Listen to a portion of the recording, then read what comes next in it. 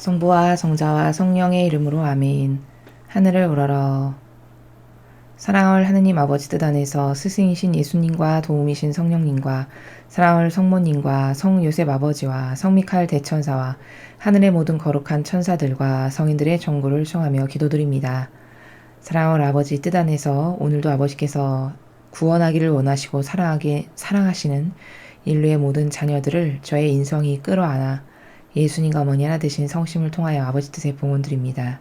또한 대한민국에 살아가는 모든 국민들과 북한에 살아가는 가련한 불쌍한 동포들과 그리고 선의 주도적인 세력으로 전 인류의 맨 앞에 앞장서서 선과 악의 맹렬한 싸움 중에 용감하게 싸우고 있는 트럼프 대통령과 그를 돕고 협력하는 선의 모든 세력들 그리고 미국의 국민들 이들 모두를 저희의 인성이 끌어안아서 예수님과 어머니의 하나 되신 그 성심의 나라를 통하여 아버지의 대전 앞에 그 영혼들을 모두 봉헌드리오니 사랑하는 아버지 인간을 속이고 각각의 다양한 프레임으로 가두어 놓아서 진리 가운데 자유인으로 살지 못하게 하는 속박하는 그 악의 세력의 실체가 무엇인지를 어서 빨리 깨달아 그 세력부터 해방시켜 주시옵소서. 그래야 아버지께서 천지 창조 때 인간에게 세워놓으신 아버지 뜻 안에서 자유인으로 살며 본연의 자신을 찾는 그런 거룩하고 복된 아름다운 삶을 각각의 영혼들이 살아갈 수 있는 은총과 기회를 다시 주시옵기를 간곡한 갈망으로 초원드립니다. 이 모든 기도 우리 주 그리스도를 통하여 비나이다. 아멘. 성부와 성자와 성령의 이름으로 아멘. 안녕하십니까. 하나님의 뜻 선교의 윤피아 수녀입니다. 오늘도 아버지께서 주신 독서와 그리고 복음 말씀을 통해서 주님의 거룩하신 진리의 나라를 함께 학습해 보도록 하겠습니다. 2020년 7월 20일 연중 제16주간 월요일입니다. 제1독서 미카 예언서 6장 1절에서 4절, 6절에서 8절까지의 말씀입니다. 너희는 주님께서 하시는 말씀을 들어라. 너희는 일어나 산들 앞에서 고소 내용을 밝히고 언덕들이 네 목소리를 듣게 하여라. 산들아 땅의 견고한 기초들아 주님의 고소 내용을 들어라. 주님께서 주님 백성을 고소하시고 이스라엘을 고발하신다. 내 백성아 내가 너희에게 무엇을 하였느냐? 내가 무엇으로 너희를 성가시게 하였느냐? 대답해 보아라. 정녕 나는 너희를 이집트 땅에서 데리고 올라왔고 종살이하던 집에서 너희를 구해내었으며 너희 앞으로 모세를 아론과 미리암을 보냈다. 내가 무엇을 가지고 주님 앞에 나아가고 무엇을 가지고 높으신 하느님께 예배드려야 합니까? 번제물을 가지고 1년 된 송아지를 가지고 그분 앞에 나아가야 합니까? 수천 마리 순양이면 10,000개의 기름 강이면 주님께서 기뻐하시겠습니까? 내 죄를 벗으려면 내 맏아들을 내 죄악을 갚으려면 이 몸의 소생을 내놓아야 합니까? 사람아, 무엇이 착한 일이고 주님께서 너에게 요구하시는 것이 무엇인지 그분께서 너에게 이미 말씀하셨다. 공정을 실천하고 신의를 사랑하며 겸손하게 내 하느님과 함께 걷는 것이 아니냐. 주님의 말씀입니다. 하느님 감사합니다.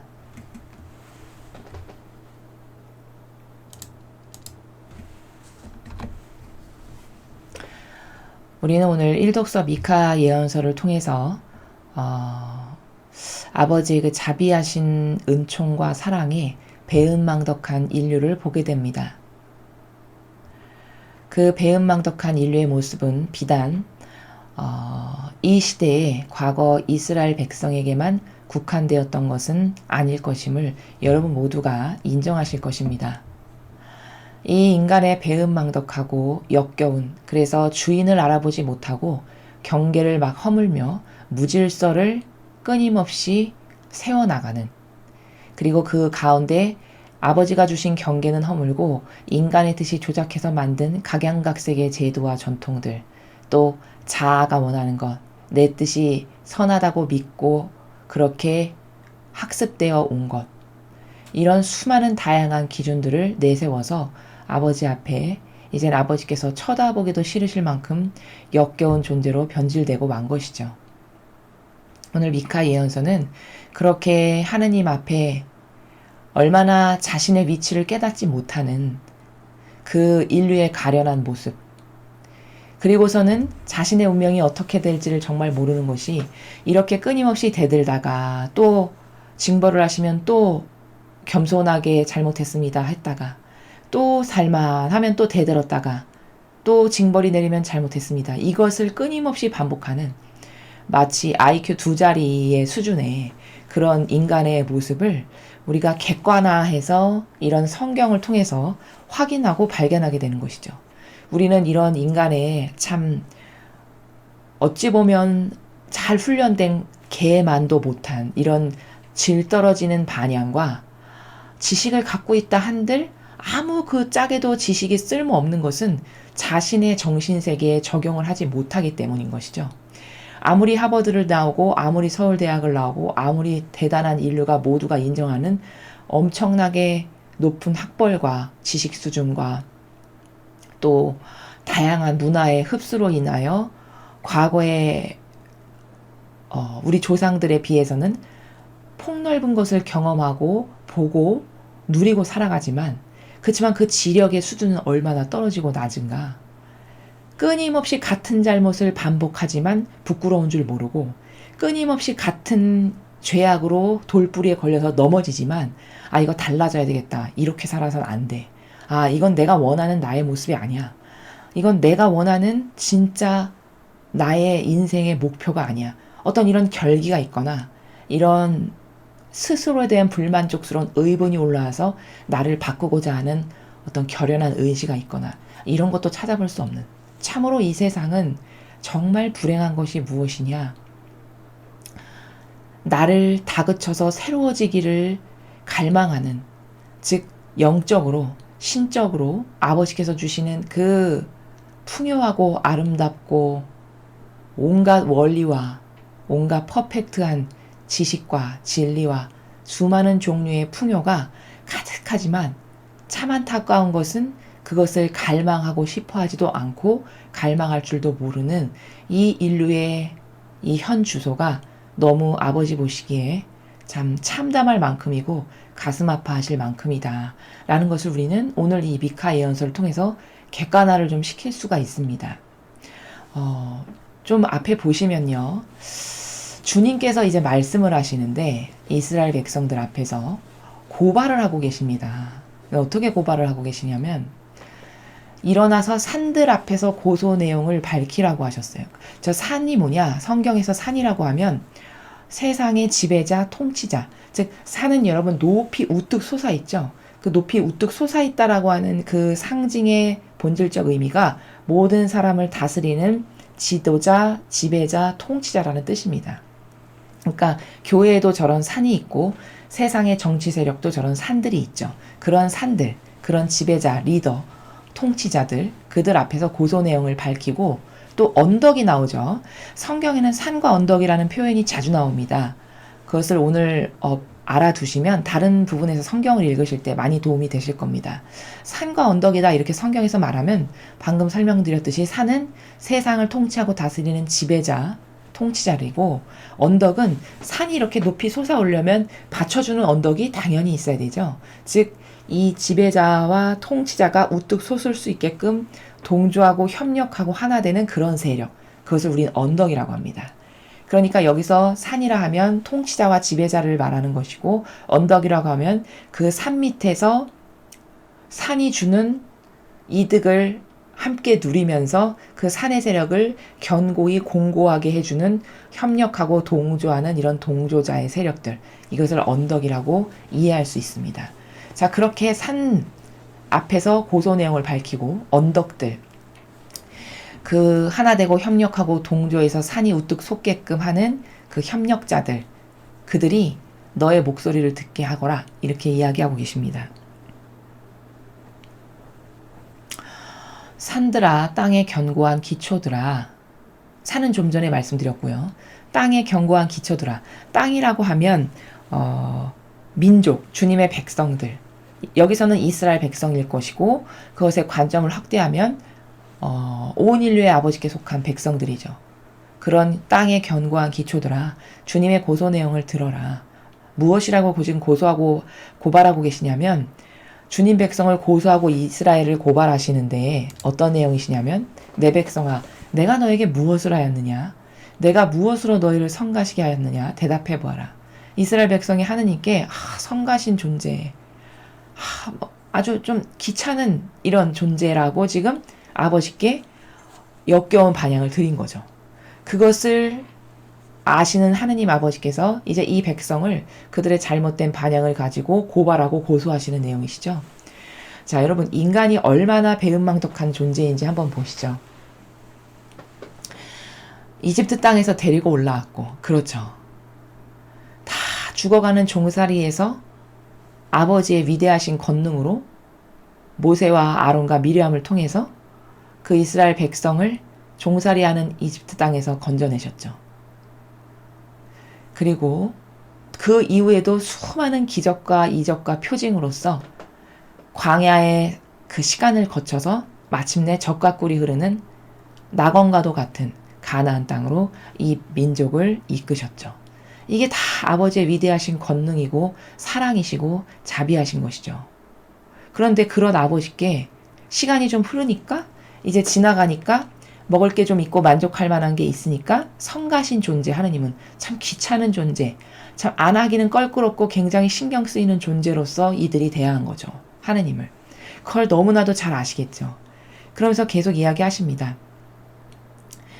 이런 이스라엘 백성이 배은망덕하게도 내가 뭘 가지고 주님 앞에 나와가지고 높으신 하느님께 예배드려야 됩니까? 번제물을 가지고 1년 된 송아지를 가지고 그분 앞에 나아가야 합니까? 수천 마리 순양이면 뭐 만 개의 기름간이 강이면 주님께서 기뻐하시겠습니까? 내 죄를 벗으려면 내 맏아들을 내 죄악을 갚으려면 이 몸에 소생을 내놓아야 합니까? 이렇게 도대체 뭘 바쳐드려야 좀 죄를 용서받을 수 있고 만족하실까? 수천 마리 바쳐드리면 되겠습니까? 이렇게 감히 따져 묻는 이런 인간의 참 은혜를 모르는 기본의 정직성도 되어 있지 않은 그런 인간의 저급한 속성, 그런 반향을 오늘 일독서 미카 예언서를 통해서 우리는 확인할 수가 있습니다.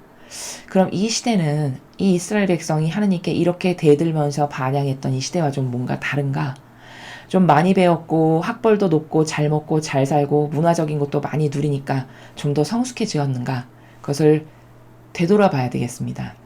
여러분이 아시다시피 이 시대는 이런 이스라엘 백성들의 악독했다라고 말씀하시는 이 죄악보다 수십 배, 수백 배 더 심하죠. 무엇으로 우리는 그것을 확인할 수 있습니까? 현재 변질된 교회의 모습. 또 하느님을 갈망하는 이가 거의 찾아보기가 힘든 이런 우리 신자들의 문제. 그리고 하느님께 올바른 반향을 드리는 리더의 부재. 이런 모든 것들이 과거 이 시대보다 지금은 점점 더 심각한 상태로 추락하고 있고 전락하고 있구나라는 것을 우리는 확인할 수가 있습니다.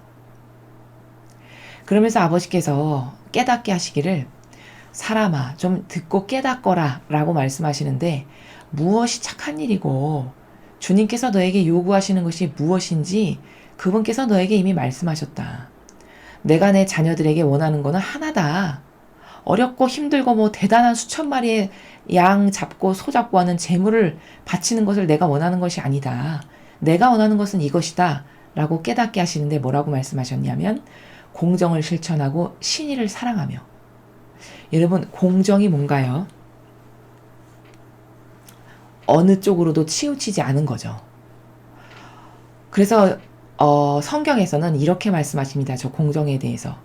예수님께서 고아와 과부, 그 시대에 남의 도움이 없이는 절대로 살아갈 수도 없는 가장 취약한 계층이 고아와 과부였습니다. 그 고아와 과부에게 관대하고 너그럽게 대하며 수용하고 포용해라 라고 가르치시면서 동시에 어떻게 가르치셨냐면 그렇지만 어떤 불의한 일에 있어서 고아와 과부를 더 봐주거나 그들의 처지가 그렇다라고 해서 공정과 정의를 어겼는데도 불구하고 심판을 하지 않거나 이런 것은 없다라고 단정하십니다. 그러니까 정의와 자비를 동등하게 주시는 거죠. 아무리 처지가 어떻든 간에 자비, 남의 도움이 없이는 절대 살아갈 수 없으니까 자비를 주십니다. 그렇지만 그렇다고 해서 불쌍하고 가련한 상황이라고 해서 어떤 하느님의 정의 앞에서 예외적이냐? 예외적인 것은 하나도 없다. 그것을 보아 넘겨주거나 봐주거나 하지 말거라라고 성경에 이렇게 쓰여 있습니다. 바로 이것이 하느님 아버지의 공정입니다. 그럼 저 공정을 실천하려면 기준이 있어야 되겠죠. 기준은 어떤 것인가? 그것은 진리죠. 참된 진실과 참된 사실이라고 하는 수천 년이 지나도 절대 변하지 않는 불변의 원칙인 진리. 그것에 근거해서 공정을 실천하는 것이 내가 원하는 것이다. 이렇게 말씀하십니다. 또 신의를 사랑하라고 하셨어요. 그럼 여러분 신의가 뭡니까? 신뢰하는 거죠. 믿고 내어드리고 맡기는 겁니다. 그 신의, 즉 하느님께 저는 아버지께 이것을 드리겠습니다. 아버지께 이것을 희생으로 바쳐드립니다. 한번 약속했으면 그것을 죽는 날까지 지키는 것이 이게 신뢰고 곧 신이죠. 그런 정신을 너의 정신이 되게 하거라 라고 하시는 가르침. 그 다음 겸손하게 네 하느님과 함께 걷는 것. 겸손하게 하느님과 함께 걷는 것은 뭐죠? 예수님과 어머니를 내가 일상생활에서 사고방식과 정신과 마음으로 항상 의식하면서 두 분을 마음과 정신 안에 모시고 함께 살아가는 거예요. 그게 겸손하게 하느님과 함께 걷는 겁니다. 그러면 어떤 효용과 가치가 있냐면 예를 들어 어떤 내 이기심이 이것을 하려고 했다가도 예수님과 어머니를 계속 의식하면서 매 순간순간 뭐를 하려는 노력을 하게 되면 내가 이거 하는 것 예수님과 어머니께서 별로 원하시지 않겠지. 왜 이게 내 자애심, 나의 욕망을 채우는 거니까 라고 하면서 안 하게 되는 거죠. 어떤 불의한 일을 저지르려고 나도 모르게 마음을 먹었다가도 예수님과 어머니를 마음과 정신 안에 모시고서 겸손하게 하느님과 함께 걷는 이 삶을 살면 이건 나쁜 거야. 아버지가 원치 않으셔. 라고 하면서 그 죄악의 길을 걷지 않게 되겠죠. 이런 효용과 가치가 반드시 있습니다. 그래서 하느님께서는 원하시는 게 뭐냐? 공정을 실천하는 것. 어떤 쪽으로도 치우치지 않는 원리 원칙을 따르는 것이죠. 공정이. 신의를 사랑하는 것. 어떤 하나 약속을 했어. 하느님과. 혹은 사랑하는 사람과 약속을 했습니다. 혹은 내 주변의 이웃들과 어떤 것을 하기로 약속을 했어요. 그에게 이렇게 하겠다라고 어떤 맹세를 했다. 그럼 반드시 지키는 것. 신뢰하는 것. 이게 신의를 사랑하는 삶이죠. 그리고 마지막 겸손하게 하느님과 함께 걷는 것. 그것은 예수님과 어머니와 일상생활에서 함께 매 순간 의식하면서 무슨 일이건 하면 그것이 곧 하느님이 원하시는 것만을 내가 할 수 있고 내가 나도 모르게 내 자아의 의가 올라와서 나의 이기심과 사욕만을 따르는 것을 뭘 하려고 했다가도 이건 아버지가 원치 않으시지라고 하면서 안 하게 되는, 이래서 하느님이 기쁘실 일만을 내가 나도 모르게 끊임없이 하게 되는 이런 효용과 가치가 있다라는 겁니다. 바로 이런 것을 하느님이 원하시는 거고 우리들에게 바라시는 것이지 엄청 큰 무슨 재물을 바치거나 봉헌을 하거나 이런 것을 원하시지 않는다라는 거예요. 그런 착각을 하지 말아야 된다라는 것이죠. 세상도 부모님이 자녀들이 부모님에게 어떤 선물을 드릴 때 가장 기뻐하시는 것은 뭐죠? 부모님의 마음을 헤아려 드리는 거. 이렇게 하는 것은 속상해 하시겠지. 이렇게 하면 기뻐하시겠지. 그래서 그 마음을 아주 섬세하고 상세하게 하나하나 살펴서 부모님이 언짢아 하실 것은 안 하고 부모님이 기뻐하실 것을 골라서 하는 이런 자녀가 있다라고 여러분 한번 생각해 보십시오. 눈에 넣어도 아프지 않은 자녀겠죠. 그것처럼 하느님께서도 우리에게 원하시는 것은, 자녀들인 우리에게 원하시는 것은 그렇게 똑같다라는 겁니다. 이것을 알고 이 아버지의 마음을 헤아려 드리는 것, 그게 하느님께 큰 기쁨을 드리는 것이고 엄청 큰 사랑을 드리는 것이다 라는 것을 우리가 잊지 말아야 하겠습니다. 다음으로 오늘 주신 복음 말씀 함께 보시겠습니다. 마태복음 12장 38절에서 42절까지 말씀입니다. 주님 영광 받으소서. 그때 율법학자와 바리사이 몇 사람이 예수님께 말하였다. 스승님이 일으키시는 표징을 보고 싶습니다. 그러자 예수님께서 대답하셨다. 악하고 절개 없는 세대가 표징을 요구하는구나. 그러나 요나 예언자의 표징밖에는 어떠한 표징도 받지 못할 것이다. 요나가 사흘 밤낮을 큰 물고기 뱃속에 있었던 것처럼 사람의 아들도 사흘 밤낮을 땅속에 있을 것이다. 심판 때 니네베 사람들이 이 세대와 함께 다시 살아나 이 세대를 단죄할 것이다. 그들이 요나의 설교를 듣고 회개하였기 때문이다. 그러나 보라, 요나보다 더 큰 이가 여기에 있다. 심판 때 남방 여왕이 이 세대와 함께 되살아나 이 세대를 단죄할 것이다. 그 여왕이 솔로몬의 지혜를 들으려고 땅끝에서 왔기 때문이다. 그러나 보라, 솔로몬보다 더 큰 이가 여기에 있다. 주님의 말씀입니다. 그리스도님 찬미합니다.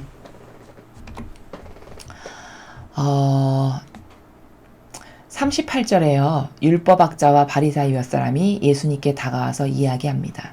스승님이 일으키시는 표징을 보고 싶습니다. 자, 여러분, 표징을 못 봐서 저렇게 이야기하는 걸까요? 지금 바리사이 율법학자가 예수님이 일으키시는 표징을 한 번도 본 적이 없어서 정말 궁금해서 그래서 저 질문을 하는 걸까요? 아니면 저들 안에 있는 악이 예수님께 시비 걸려고 다가오는 걸까요? 예, 후자입니다.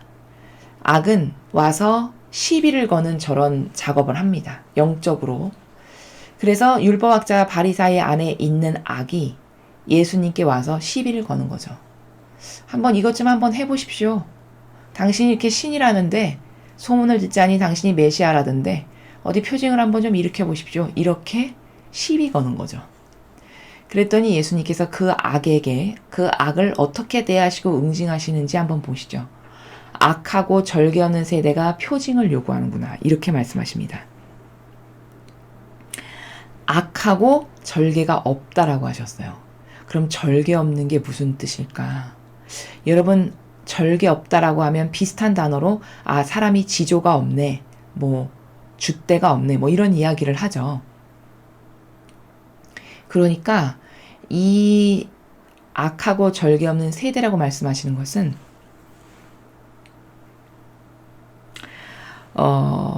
지조 없는, 즉 절개 없는, 즉 다시 이야기하면 하느님과의 관계에서 질서가 없는 거예요. 무슨 말이냐? 더 상세하게 이야기하면 저건 분명히 표징을 본 적이 없어서 궁금해서 물어보는 질문이 아니에요. 그러면 이미 표징을 예수님께서 오셔서 많이 행하셨고 기적사건이 엄청 많았죠. 그런데도 불구하고 저런 것을 또 요청하는 것은 하느님을 믿지 못하는, 아버지를 인정하지 않는, 바로 이런 정신에서 저런 질문을 악이 와서 충동질하니까 그 마음과 정신 안에 있는 악의 충동질에 넘어가서 인간이 저런 반향을 하는 거잖아요. 그러니까 절개가 없다라는 것은 이런 겁니다. 아니, 너희는 그렇게 하나님을 열심히 믿고 그렇게 철두철미하게 율법을 따른다는 그런 걸로 자부심을 갖고 우린 선민이야, 선택받은 민족이야 하고 남은 다 깔보는 이런 나라에서 살면서 그렇게 대단하다라고 너희를 치켜세우고 살아가는 민족이면서 하느님 앞에 감히 다가와서 어디 한번 표징 한번 더 해보십시오라고 이야기하는 그런 수준의 신앙생활이 아닌 종교생활을 하고 있는 이 불쌍하고 가련한 영혼들에게 절개가 없다. 무엇을 보았어도 똑바로 믿을 줄도 모르고 무엇을 보았어도 신이 진짜 오셨구나라고 절대적으로 신뢰하고 믿고 의탁할 수 있는 이런 지력도 없는, 이런 절개 없는 그런 세대라고 예수님께서 말씀하시는 것이죠.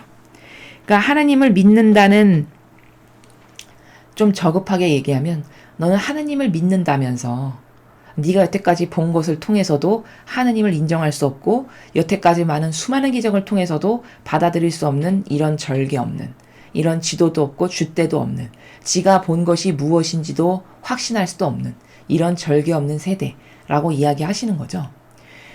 그렇게 너희 안에 있는 악이 표징을 요구하지만, 그렇지만 요나 예언자의 표징밖엔 어떤 표징도 받지 못할 것이다. 자, 그럼 요나 예언자의 표징이 뭔지를 알아야겠습니다. 요나 예언자의 표징이란 것은, 요나가 이랬죠. 하느님의 명령이 있으셨고 너는 저 니네베에 가서 여기는 회개하지 않으면 망한다라고 외쳐라라고 했는데 요나가 하느님의 말씀에 순종하지 않았습니다. 아니, 저렇게 악독하고 저렇게 사악하기로는 아주 두 번째 가면 서러울 만큼 저렇게 악한 민족에게 제가 지금 가서 그런 거 한다고 회개를 하겠습니까? 그리고 저렇게 무시무시한 민족 가운데서 제가 그런 말 하다가 맞아 죽으면 어떡합니까? 어떤 이런 행간이죠. 그런 행간에서 거부하고 정반대로 달아납니다. 그랬는데 어떤 일이 벌어지죠? 요나가 타고 가는 배에 풍랑이 일고 폭풍우가 불고 난리가 나서 그 뱃사람들이 누가 하나님을 노엽게 해가지고 신을 노엽게 해서 이런 일이 있는가. 요나가 자진납세를 합니다. 나라고. 나를 바다에 던지라고 해서 바다에 던집니다. 근데 죽이시지 않고 하나님께서는 고래 뱃속으로 들어가게 하셨어요. 그리고서는 고래가 이렇게 뿜어대는 물에 섞여가지고 바닷가 모래밭에 뱉어놓게 하시죠. 그리고서는 요나는 그렇게 이제 아버지의 말씀에 어쩔 수 없는 마음으로 이제 시키시는 일을 하게 되죠. 그러니까 요나 예언자의 표징이라는 것은 뭐냐면 아무리 도망쳐봤자 인간의 뜻으로 자아로 똘똘 뭉쳐서 아버지의 뜻을 거역해봤자 내 뜻은 반드시 이루어지고 만다라고 하는 게 바로 요나 예언자가 보여주는 인간에게 알려주는 표징입니다. 즉 요약 정리하면 아버지의 뜻은 반드시 이루어지고야 만다라는 겁니다. 그러니까 너희가 볼 것은 하나님의 뜻은 너희 이스라엘 백성에게 세워놓으신 아버지의 뜻은 반드시 이루어지고야 말 거다. 라는 그것밖에는 그 어떤 것도 너희가 받을 표징은 없다. 그러니까 너희가 아무리 용 써봤자 내 뜻은 반드시 이루어진다. 라는 것이 요나 예언자의 표징이라고 말씀하시는 바로 그 내용입니다. 그리고 또 덧붙여서 말씀하시기를 요나가 사흘 밤낮을 큰 물고기 뱃속에 있었던 것처럼 사람의 아들도 사흘 밤낮을 땅속에 있을 것이다. 자, 두 번째, 지금 요나에 대해서 관련돼서 첫 번째 말씀하신 것은 요나 예언자의 표징밖엔 너가 볼 게 없다. 그 말씀은 요나가 아무리 용 써봤자 도망쳐 달아나봤자 아버지의 뜻은 이루어지고야 말았죠. 그것처럼 너희 민족에게 세워놓으신 아버지의 계획, 너희가 아무리 무슨 일을 하건 아무리 마귀 짓을 하건 뭘 거역하건 아버지의 뜻은 너에게 세워놓으신 계획을 반드시 이루신다라고 하는 이거. 두 번째, 요나가 사흘 밤낮을 물고기 뱃속에 있었다가 뱉어져 나왔죠. 그랬던 것처럼 사람의 아들도 사흘 밤낮을 땅속에 있을 것이다. 이 말은 무슨 말씀이시냐면 내가 죽었다가 3일 만에 살아나서 부활하는 것도 너희는 볼 수 있게 될 거다. 라는 것을 요나의 비유를 빗대서 지금 말씀하시는 겁니다. 이스라엘 백성에게 요나를 빗대서 말씀하신 것은 두 가지예요. 아버지 뜻은 반드시 이루어지고야 만다. 그렇지만 너희가 나를 모함하고 결국에는 죽일 텐데 그렇게 하더라도 사흘 후에 내가 부활하는 것을 너희도 보게 될 거다. 라는 말씀이시죠. 심판 때 니네베 사람들이 이 세대와 함께 다시 살아나 이 세대를 단죄할 것이다. 자, 마지막 때입니다. 심판 때는. 마지막 심판 날에는 니네베 사람들이 다시 살아나서 영혼이 살아난다는 말이죠. 이 세대, 이 이스라엘 백성의 바로 이 세대를 단죄하게 되는 권한이 있대요. 니네베 사람들이. 왜일까? 그들이 요나의 설교를 듣고 회개하였기 때문이다. 자, 무슨 원리냐면 이런 겁니다. 하늘나라는 권한이 주어지는데, 권리가 주어지는데 회개한 자가 회개하지 않은 사람을 심판할 권한을 아버지가 주시는 겁니다. 자, 니네베 사람들은 요나의 말 한마디에 다 베옷을 입고 자루를 뒤집어 쓰고 회개했습니다. 왕부터 짐승에 이르기까지. 엄청난 절대성이에요. 이거는 아무나 할 수 있는 게 아닙니다. 그렇게 악독하기로 유명하고 소문난 잔인하기로 소문난 그 백성이 불과 요나가 지나다니면서 회개하시오. 그렇지 않으면 사흘 안에 이 도성은 무너질 것이오. 이야기했는데 그 말 듣고 바로 그 즉시 회개했습니다. 바로 이 니네베 사람들은 회개를 했기 때문에 회개하지 않은 이 이스라엘 백성들을 단죄할 자격이 있어서 아버지는 이 니네베 사람들을 통해서 이 이스라엘 백성을 단죄하고 심판하게 하실 거다라는 겁니다. 그러나 인간은 거꾸로 알고 있죠, 여러분. 인간의 자연법에서의 상식은 어떻게 알고 있죠? 이스라엘 백성이 니네베 사람보다 훨씬 훌륭하다고 생각합니다. 그들은 철두철미하게 율법을 지켰고 철저하게 시간경 바쳐드렸고 아버지께 아주 칼같이 재물 바쳐드리고 이런 것에 있어서는 둘째가라면 서러울 만큼 아버지를 사랑하고 공경했던 민족. 이렇게 인식하는 게 자연법에서 진리 모르는 사람들이 이스라엘 백성을 바라보는 시각이죠. 그치만 완전히 정반대로 이해하고 있는 거죠. 자연법에 살아가는 사람들이 오히려 니네베 사람들은 저 악독했던 민족, 사람 죽이는 걸 아주 재미로 여기고 가장 잔인한 그림이 가장 고가에 팔렸을 만큼 그렇게 잔인하게 사람 죽이고 이러는 걸 좋아했던 아주 악독한 민족, 이렇게 생각하죠. 그렇지만 영적으로는 정반대로 이해하고 있는 겁니다. 영적으로는 오히려 니네베 사람들이 이 이스라엘 백성 회개도 할 줄 모르고 꼿꼿하고 교만과 자만으로 똘똘 뭉쳐서 요를 예수님을 핍박해서 결국엔 죽이는 데 앞장서잖아요. 그 백성을 단죄할 자격이 니네베 사람들에게 있다는 거예요. 왜? 니네베 사람들은 회개했으니까. 회개하지 않은 이들을 단죄할 자격이 있다는 거죠. 이게 하늘나라의 법칙입니다. 근데 그렇게 요나의 말 한마디 듣고도 회개했잖니? 근데 보거라. 여기 요나보다 더 큰 이가 여기에 있다. 자신을 두고 하시는 말씀이시죠. 예수님께서 얘들아, 니네베 사람들은 요나 말 한마디 듣고도 회개했어. 근데 나는 있자니 하느님의 아들이고 메시아고 그리스도야. 즉 요나보다 더 큰 이가 여기에 있지만 내가 너희에게 회개하라고 아무리 외친다 한들 너희는 내 말도 안 듣지 않니? 이런 말씀이시죠. 무서운 말입니다. 사실은. 자, 42절. 심판 때 남방여왕이 이 세대와 함께 되살아나 이 세대를 단죄할 것이다. 자, 마지막 심판날이 되면 저 먼 하느님이 누군지 알지도 못했던 그 솔로몬에게 지혜를 청하러 왔던 남방여왕이 있죠. 그 여왕이 이 세대를 단죄할 권한이 있으시대요. 왜일까요? 그 여왕은 솔로몬의 지혜를 들으려고 땅끝에서 찾아왔기 때문이에요. 희생과 갈망과 고통을 무릅쓰고. 그쵸? 솔로몬이 하나님의 지혜로 그렇게 충만하다고 하고 솔로몬이 그렇게 통치를 잘한다고 소문이 난 거죠. 그러니까 그래? 그 솔로몬이 믿는 그 하느님이라고 하시는 분은 도대체 어떤 분인가? 나도 좀 거기 가서 지혜를 청해야 되겠다. 나도 여왕인데 나도 내 백성을 잘 통치하기 위해서 솔로몬이 믿는다라고 하는 그 신인, 그 하느님이 주시는 지혜가 어떤 건지 나도 좀 한번 듣고 배워야 되겠다. 라고 해서 저 먼 땅 끝에서 여기까지 솔로몬을 찾아온 거잖아요. 그럼 그는 그런 희생도 치렀고 고통도 감수했고 그런 갈망도 있었습니다. 그렇지만 이 이스라엘 백성은 예수님께서 이렇게 실제 오셔가지고 매일 진리를 말씀하시고 진실을 말씀하시고 진리를 깨닫게 하시고 지혜를 주시려고 하시지만 듣습니까? 안 듣잖아요. 들으려고 합니까? 그때뿐이죠. 빵 먹으려고 다가왔던 5,000명 사실 진리 듣기 위해서 온 게 아니라 빵 먹으려고 온 겁니다. 그 예수님이 말씀하시잖아요. 너희는 진리를 들으려는 게 아니라 빵을 주니까 온 거다. 이렇게 말씀하시죠. 그러니까 갈망이 없는 거예요. 진리에 대한 지혜에 대한 하나님의 말씀에 대한 갈망이 없는 거죠.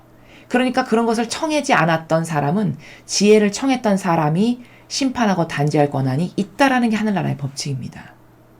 즉 회개한 자가 회개하지 않은 자를 단죄할 권한이 있는 것처럼 지혜를 갈망한 자가 지혜를 갈망하지 않았던 자를 단죄할 권한이 하늘나라에선 있다. 그러나 보라, 솔로몬보다 더 큰 이가 여기 있다.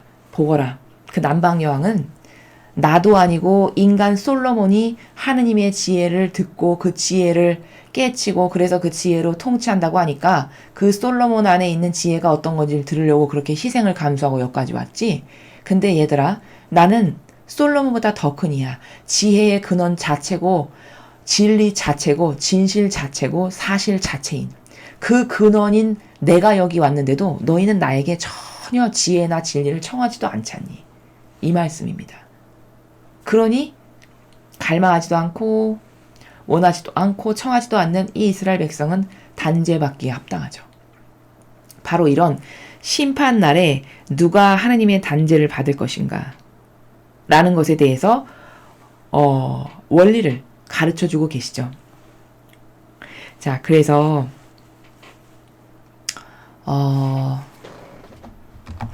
우리는 보통 어떤 것을 인식할 때 막연한 나의 병든 그 자연법의 지식이나 관념을 가지고 인식하면 이스라엘 백성이 니네베보다 훨씬 훌륭하지, 당연한 거 아니야? 혹은 남방여왕은 하나님이 누군지도 모르고 일평생 율법 지키지도 않았던 사람인데 무슨 남방여왕이 구원을 받아, 이스라엘 백성이 구원을 받지. 이렇게 생각하는 잘못된 고정관념의 사고방식으로 무엇을 분별하는 것이 굉장히 많습니다.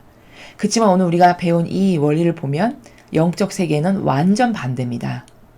아무리 세례를 받았다 한들, 하느님을 아무리 믿습니다라고 하는 신자였다라고 한들 그 본질의 근원의 마음과 정신이 과연 얼마나 하느님께 진실한가, 얼마나 하느님께 절대성으로 신뢰하고 의탁하는가, 얼마나 그분을 갈망했는가, 일평생 그분을 정말 진실된 나라에서 사랑했는가, 이런 것이 분별의 기준이고 판단의 근거이지 겉에 보이는 형상, 율법 한평생 아무리 잘 따라봤자, 아무리 번제물 수천 마리 황소 양 잡아 바쳐봤자 그것은 하느님께서 구원하실 수 있는 근거의 기준이 되지 못한다는 겁니다. 그치만 인간은 이것을 바꿔서 생각하는 잘못된 사고방식 안에 살아가고 있다는 것을 깨달아야 합니다. 그리고 오늘 이 일독서에서는 감히 하느님께서 얼마나 인내하고 자비로우신 사랑으로 우리 인류를 끊임없이 아버지의 나라로 인도하시려고 원하시지만 거기에 그 역겹고 추잡한 자신의 인간의 뜻으로 반기를 드는 배은망덕한 그런 인간의 모습을 바라보게 됩니다. 그런 인간을 아버지는 어떻게 말씀하시냐? 내가 원하는 것이 뭔지 너희는 모른다. 나는 공정을 실천하고 신의를 사랑하고 그리고 하느님과 함께 겸손하게 함께 인생의 삶을 걸어가는 것. 이게 내가 너희한테 바라는 거다. 뭐 대단하게 큰 어떤 엄청 큰 희생과 고통을 원하는 것도 아니요. 이런 진실의 나라. 그쵸? 이런 사실적으로 아버지께 사랑을 드리는 나라. 이런 마음, 진실된 마음. 내가 원하는 건 이거지. 너희의 그 끊임없이 모욕과 역겨움만을 주는 형식주의, 피상적인 것, 망상과 오해로 가득한 그런 거칠해적인 것. 이런 것에 의해 하느님은 구원을 하시거나 천상의 나라에 우리를 데려가실 수가 없다라는 것. 우리는 본질과 멀어지는 사고방식을 일평생 하고 살았기 때문에 그것에 대해서 한없이 관대하지만 이 사고방식을 이제는 되돌려야 되겠죠. 항상 본질적으로 아버지가 원하시는 게 뭘까? 항상 진리의 근거에서 진실과 사실의 근거에서 어떤 것을 내가 지키고 따라야 될까? 내가 가야 될 경계는 뭔가? 이런 것에 대해서 항상 나의 병든 사고방식을 새롭게 해서 따를 기준을 명확하게 그리고 하느님께 항상 진실되게 이렇게 반영하는 우리들이 되어야 하겠습니다. 이상으로 2020년 7월 20일 연중 제16주간 월요일 복음 해설을 마치겠습니다. 감사합니다.